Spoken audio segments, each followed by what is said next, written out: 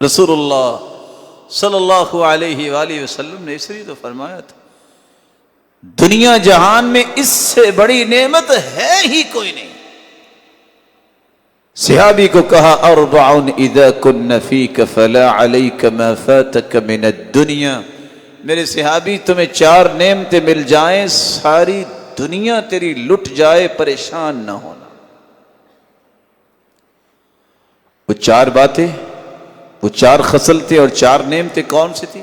صدق الحدیث، بات سچی کرنا. بھاری سے بھاری قیمت تمہیں ادا کرنی پڑے، یقین کر لینا تیرے سچ کی وجہ سے تمہیں تیرا رب گرنے نہیں دے گا. ایک وقت آئے گا تیری عزت بنائے گا. جھوٹ نہ بول. صدق الحدیث. وحفظ امانہ، امانت کی حفاظت کرنا. امانت فرائض کی پابندی بھی ہے، امانت عہدے اور منصب کی ذمہ داری کا احساس بھی ہے، اور امانت سے مراد مال کی امانت بھی ہے. امانت کی حفاظت کرنا. وعفت مطعم، اپنے کھانے کی پاکی کو کبھی دور نہ ہونے دینا، کھانا پاکیزہ کا.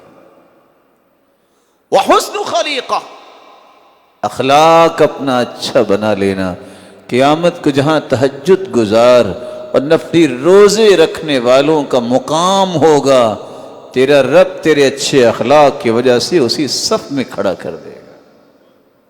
4 نعمتیں جس کے پاس آ جائیں اسے دنیا کی کسی اور چیز کی ضرورت نہیں. صدق الحدیث. سیدنا عمر بیٹھے تھے، کہتے ہیں کہ خواہش کرو. ایک نے خواہش کی میرا جی چاہتا ہے جس کمرے میں بیٹھے ہیں یہ سونے کا بن جائے اور میں سارا صدقہ کر دوں. سیدنا عمر کہتے ہیں بہت اچھی خواہش ہے، کوئی اور؟ دوسرا کہتا ہے نہیں سونے کا نہیں، میں کہتا ہوں زبرجد کا ہیروں کا بن جائے اور میں یہاں اٹھنے سے پہلے صدقہ کر دوں. سب نے اپنی اپنی خواہشیں کی. سیدنا عمر کہتے ہیں میری خواہش بھی سن لو.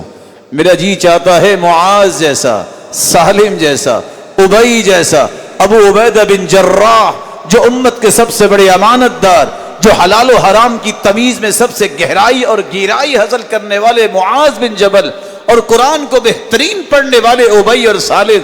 میں کہتا ہوں اس طرح کے لوگوں کا ایک کمرہ بھرا مجھے مل جائے، مجھے دنیا کی کسی چیز کی ضرورت ہی نہیں، باقی ساری چیزیں آ جائیں گی. یہ بنیاد ہے تقوی کی.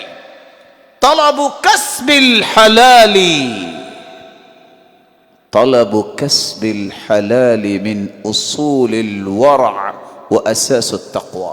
مناوی کہتے ہیں اللہ نے ہر چیز کی بنیادیں بنائی ہیں، لیکن تقوی کی بنیاد شروع ہی ہوتی ہے تو وہ حلال رزق سے شروع ہوتی ہے.